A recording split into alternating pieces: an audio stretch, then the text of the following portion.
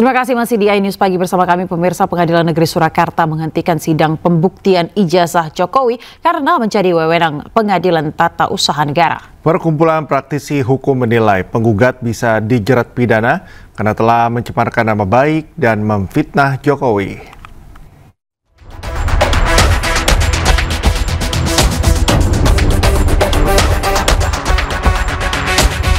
Majelis Hakim Pengadilan Negeri Surakarta memutuskan tidak berwenang mengadili gugatan perdata terkait keabsahan ijazah Presiden ke-7 Joko Widodo. Hal ini sekaligus menggugurkan gugatan perdata terhadap perkara ijazah Jokowi yang dilayangkan oleh para penggugat. Menanggapi putusan Pengadilan Negeri Surakarta yang menggugurkan gugatan keaslian ijazah Jokowi, Kumpulan Praktisi Hukum dan Ahli Hukum Indonesia atau Petisi Ahli mengapresiasi keputusan tersebut. Dengan ditolaknya gugatan itu, penggugat bisa dimintai pertanggungjawaban pidana dan dikenai pasal berlapis atas dugaan pengaduan dan keterangan palsu, fitnah, penghinaan dan pencemaran nama baik. Ada konsekuensi hukum pidana bagi penggugat ini karena yang pertama telah menimbulkan kegaduhan, ya. Terus yang kedua penggugat juga tidak bisa membuktikan dalil-dalil argumentasi hukumnya sebagaimana ketentuan hukum perdata aktor incumbit probatio. Siapa yang menggugat dialah yang harus membuktikan. Karena memang gugatannya sudah dilayangkan, maka ada potensi pidana terhadap penggugat, yaitu keterangan palsu, ya, pencemaran nama baik, fitnah, dan pengaduan palsu. Sementara itu, penggugat keaslian ijazah Jokowi, Muhammad Taufik, menyatakan bahwa sidang berlangsung karena masih ada proses banding dan yang lain.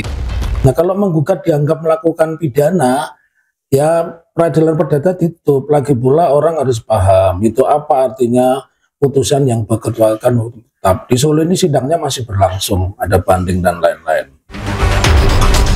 Putusan Majelis Hakim Pengadilan Negeri Surakarta tertuang dalam amar putusan perkara nomor 99.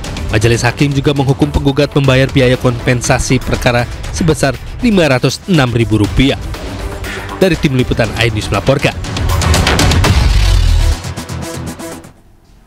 Roy Suryo CS terancam menjadi tersangka setelah polisi menyatakan laporan Presiden ke-7 RI Joko Widodo terkait pencemaran nama baik naik ke tahap penyidikan.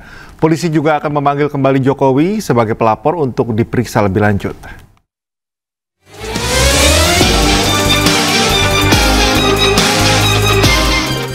Laporan Presiden ke-7 RI Joko Widodo terkait dugaan fitnah atau pencemaran nama baik buntut tudingan ijazah palsu naik ke tahap penyidikan. Polisi menyatakan menemukan unsur pidana dalam laporan. Polisi juga membuka peluang untuk memanggil kembali Jokowi sebagai pelapor untuk diperiksa lebih lanjut. Berdasarkan hasil gelar perkara tadi malam, maka terhadap laporan polisi yang pertama, pelapornya adalah Saudara Insinyur HJW.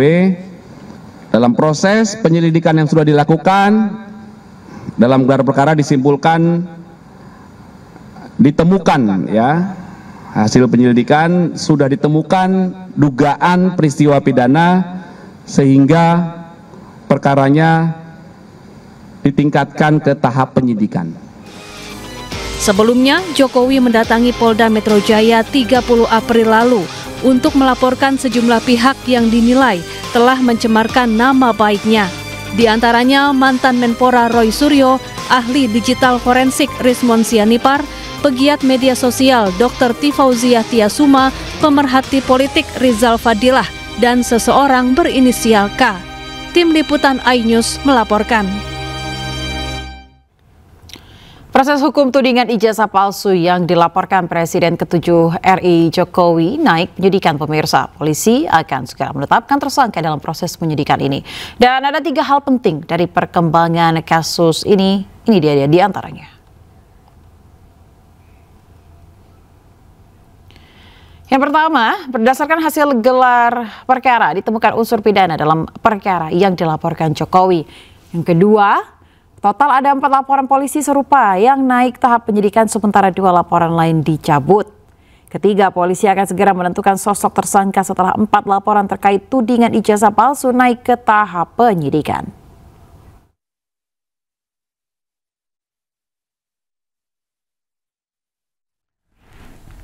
Sementara itu, Roy Suryo sebagai terlapor dalam tudingan ijazah palsu yang dilaporkan Presiden ke-7 RI Jokowi mengaku siap jika dijadikan tersangka asalkan polisi bersikap profesional.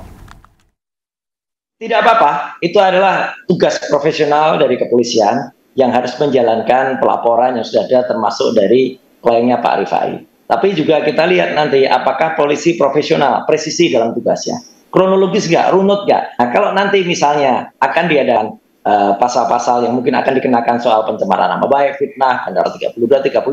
Kita lihat tuh, kalau dari pasal 32, 30 berarti apa? Ada dokumen elektronik yang nanti harus disidik. Dokumen elektroniknya dari siapa? Itulah maka kader PSI yang namanya Dian Sandi itu harus diperiksa duluan lagi, harus dilidik lagi dengan lebih ketat karena dari dialah, dan dialah yang sebenarnya masuk di pasal 30 dan 35 karena dia mengupload izin, mengupload dokumen elektronik yang sebenarnya dokumennya itu tadi adalah analog, kemudian foto, kemudian dia potret, tapi fotonya juga miring sehingga ubah itu yang tidak mentransmisikan upload dapat diaksesnya. Yang saya lakukan kan ada sebuah hasil dokumen elektronik, kita menganalisis dan tidak perubahan sedikit pun karena yang saya lakukan adalah si elektronik. Itu Mbak. Jadi artinya silakan, saya siap melakukan semua prosesnya dan nanti dengan anjuran nanti dari para kuasa hukum yang ada, insya Allah kita akan dukung kepolisian bisa menelisik kasus sebaik-baiknya, bisa melidik dan menemukan siapa-siapa orang masuk dalam pasal-pasal itu. Pada intinya Mbak, dengan meningkatnya kepenyidikan sebenarnya ada beberapa hal ya, beberapa poin, yaitu pertama apa yang dilaporkan Pak Jokowi benar adanya, lalu kedua memenuhi unsur tindak pidana, dan ketiga sudah didukung oleh alat bukti awal yang cukup ya, alat bukti awal masih ya sifatnya, sehingga dengan demikian menurut ketentuan hukum acara pidana maka statusnya ditingkatkan menjadi penyidikan. Sedangkan di penyidikan sendiri tugas utama penyidik adalah pertama mengumpulkan alat-alat bukti lagi ya, tadinya kan masih alat bukti yang awal ya, nah sekarang dia kumpulkan alat bukti lagi, lalu kedua menentukan tersangkanya. Jadi sebenarnya sampai hari ini belum ditentukan siapa tersangkanya ya, dan kami sendiri juga waktu melapor itu tanpa menyebut nama-nama tertentu ya dalam lidik, lebih kurang begitu. Jadi menurut saya ya kita tunggu saja proses penyidikan dan sama-sama kita harapkan penyidikan ini objektif, kredibel dan transparan agar yang dimintai pertanggungjawabkan adalah orang-orang yang sepatutnya, dan yang tidak terlibat tentunya kita berharapkan juga tidak menjadi tersangka ya, karena bagaimanapun juga hukum ini harus tepat sasaran. Dan satu lagi mungkin untuk Pak Jokowi sebenarnya yang dituju adalah agar nama baiknya dapat dipulihkan, dan kedua soal keaslian ijazah dapat dikukuhkan oleh pengadilan. Selain terancam jadi tersangka pemirsa dalam kasus tudingan ijazah palsu Jokowi, Roy Suryo CS juga dilaporkan oleh mantan Wakil Menteri Desa sekaligus Ketua Sedulur Jokowi, Paiman Raharjo. Betul, jadi tanggal 11 ya, tapi sudah hampir jam 12, berarti tanggal 12 Juli 2025 kami bersama kuasa hukum yaitu Dr. Farhad Abbas bersama tim resmi melaporkan empat tokoh yaitu Roy Suryo, Rismon, kemudian Hermanto, dan Bambang Suryadi Bitor. Nah, tuduhan yang kita sangkakan adalah penyebaran berita bohong, kemudian pencemaran nama baik, dan unsur pemerasan. Nah, tentunya langkah ini kami lakukan karena sangat terpaksa sekali.